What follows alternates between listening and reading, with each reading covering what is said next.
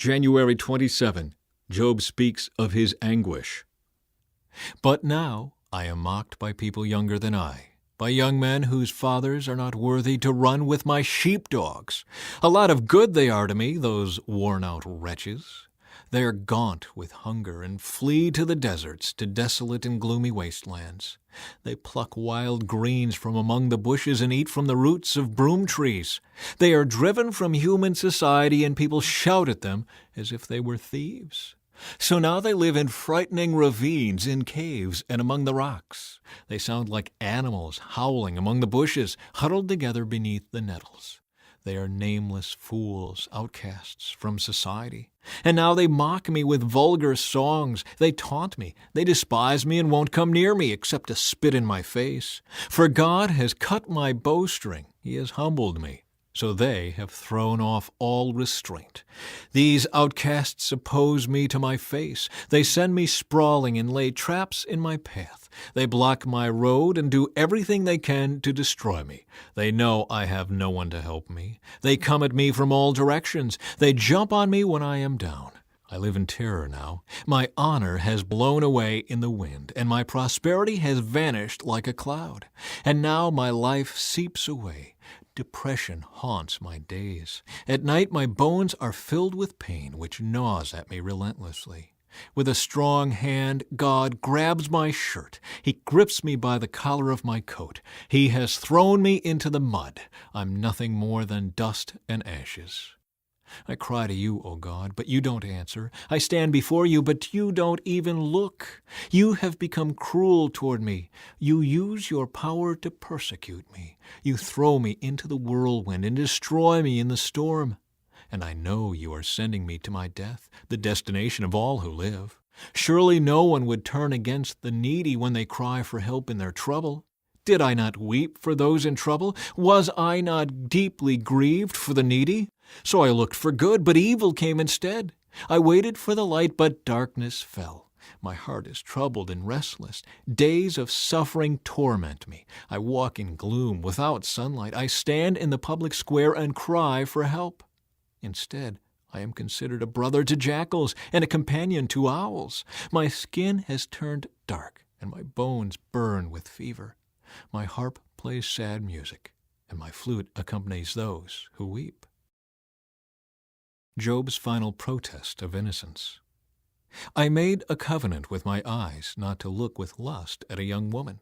For what has God above chosen for us? What is our inheritance from the Almighty on high? Isn't it calamity for the wicked and misfortune for those who do evil? Doesn't He see everything I do and every step I take? Have I lied to anyone or deceived anyone? Let God weigh me on the scales of justice, for He knows my integrity.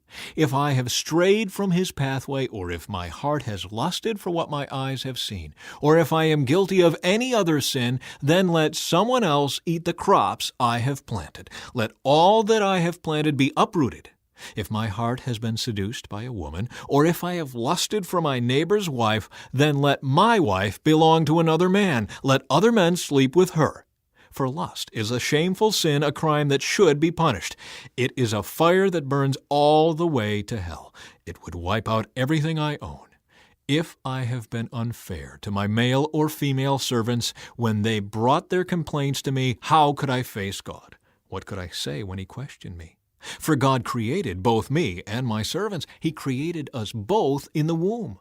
Have I refused to help the poor or crushed the hopes of widows?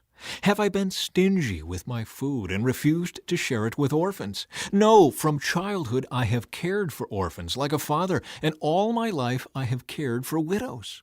Whenever I saw the homeless without clothes and the needy with nothing to wear, did they not praise me for providing wool clothing to keep them warm? If I raised my hand against an orphan, knowing the judges would take my side, then let my shoulder be wrenched out of place. Let my arm be torn from its socket.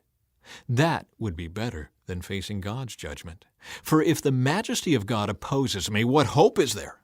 Have I put my trust in money, or felt secure because of my gold? Have I gloated about my wealth and all that I own? Have I looked at the sun shining in the skies, or the moon walking down its silver pathway, and been secretly enticed in my heart to throw kisses at them in worship? If so, I should be punished by the judges, for it would mean I had denied the God of heaven. Have I ever rejoiced when disaster struck my enemies, or become excited when harm came their way? No, I have never sinned by cursing anyone or by asking for revenge.